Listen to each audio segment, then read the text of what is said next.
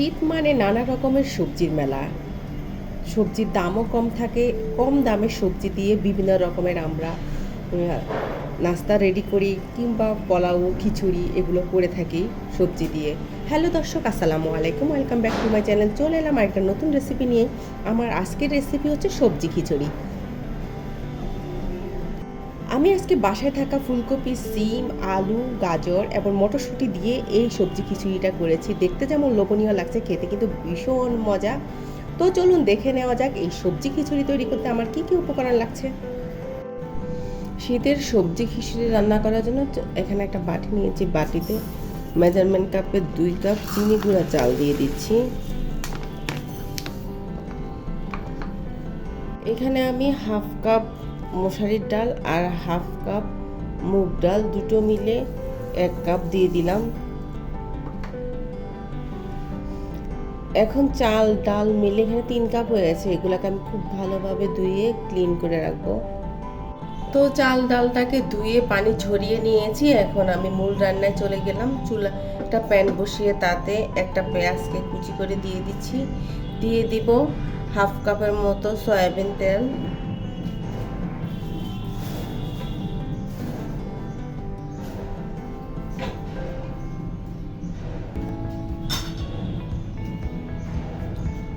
এক টেবিল চামচ রসুন কুচি দিয়ে দিচ্ছি, 3টে এলাচ আর 3টে লং। এখন পেঁয়াজ আর রসুনটাকে একটু তেলের মধ্যে ভাজা ভাজা করে নিব।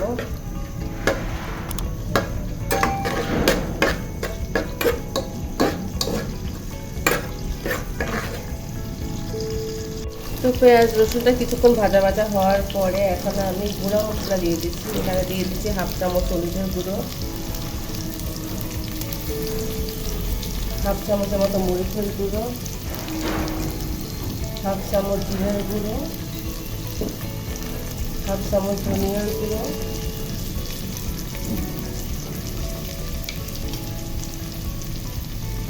হাফ চামচ গরম মশলার গুঁড়ো,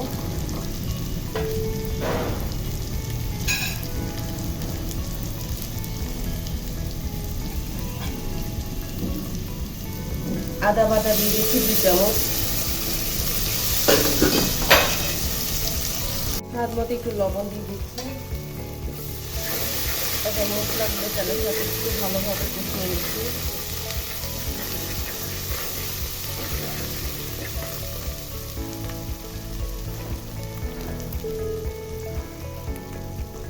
একটু পানি দিয়ে দিব।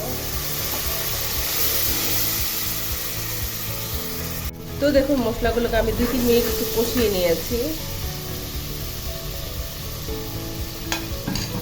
এই পর্যায়ে আমি সবজি দিয়ে দিচ্ছি, যে সবজিগুলো আমি রেডি করে রেখে দিয়েছি। এখানে আমি কিছু ফুলকপি নিয়েছি, গাজর নিয়েছি, সিম নিয়েছি।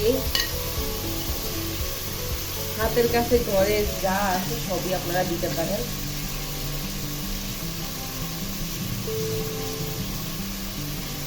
আলু দিব।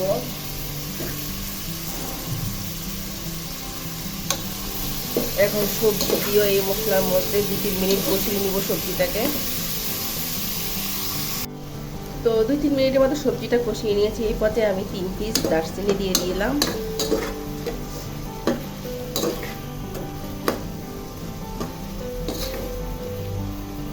তো এখন আমি চাল ডালটা দিয়ে দিচ্ছি। আপনারা চাইলে ডালটা ভেজেও দিতে পারেন। তো আমি কখনো ভেজে দিই, আবার কখনো সময় না থাকলে একসাথে দিয়ে দিই। খারাপ লাগে না, খেতে ভালোই লাগে।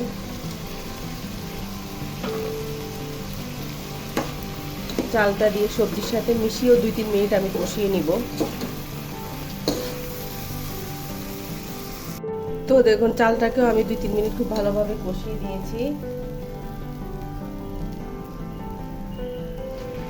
এ পর্যায়ে আমি পানি দিয়ে দিব। আমি এখানে মেজারমেন্ট কাপে 6 কাপ পানি দিলাম। যেহেতু আমার চাল ডাল মিলিয়ে 3 কাপ হয়েছে, তো সেক্ষেত্রে আমি 6 কাপ পানি দিয়েছি। পানি দিয়ে খুব ভালোভাবে মিশিয়ে দিচ্ছি। এখন আমি কাঁচামরিচ দিয়ে দিব। তো আমি এখানে 6-7টা কাঁচামরিচ দিয়ে দিচ্ছি। কাঁচামরিচ দিয়ে খুব ভালোভাবে মিশিয়ে দিচ্ছি।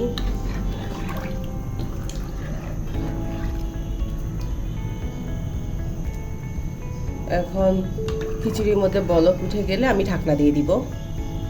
তো দেখুন খিচুড়ির মধ্যে বলক উঠে গিয়েছে। এই পর্যায়ে আমি একটু গরুর মাংসের মশলা দিয়ে থাকি। অলওয়েজ খিচুড়ি রান্নার ক্ষেত্রে আমি গরুর মাংসের মশলা দিয়ে থাকি, 1/2 চামচ কিংবা 1 চামচের মতো, বেশি দিই না। এতে কিন্তু ফ্লেভারটা অনেক ভালো লাগে খেতে। এখানে আমি 1/2 চামচের মতো গরুর মাংসের মশলাটা দিয়ে দিয়েছি। দিয়ে এখন মিশিয়ে ঢাকনা দিয়ে দিব। খিচুড়ির পানিটা শুকিয়ে আসা পর্যন্ত অপেক্ষা করব। তো কিছুক্ষণ পরে আমি এখন ঢাকনাটা উঠিয়ে নিচ্ছি।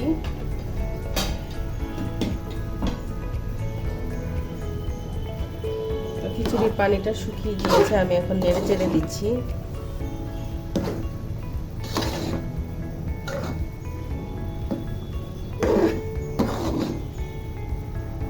ভীষণ মজার এই সবজি খিচুড়ি, আপনারা অবশ্যই বাসায় করবেন, করে আমাকে কমেন্ট বক্সে জানাবেন। তো এই পর্যায়ে আমি কিছু মটরশুঁটি দিয়ে দিচ্ছি। তো এটা আমার ফ্রোজেন করা মটরশুঁটি। আমি এই মটরশুঁটিটাকে ভাপে 1 মিনিট সেদ্ধ করে ঠান্ডা করে ভালোভাবে মুছে আমি ডিপ ফ্রিজে সংরক্ষণ করে রেখেছি। 1 বছর পর্যন্ত এই মটরশুঁটিটা ভালো থাকবে। তো মটরশুঁটিটা বেশিরভাগ পোলাও খিচুড়ির ক্ষেত্রে আসলে আপনারা দিতে পারেন।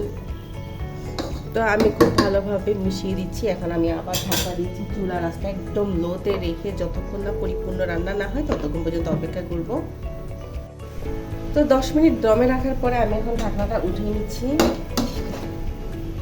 তো দেখুন আমার খিচুড়িটা রেডি হয়ে গিয়েছে। ভীষণ মজার এই সবজি খিচুড়ি, আপনারা অবশ্যই বাসা ট্রাই করে আমাকে কমেন্ট বক্সে জানাবেন কেমন হয়েছে।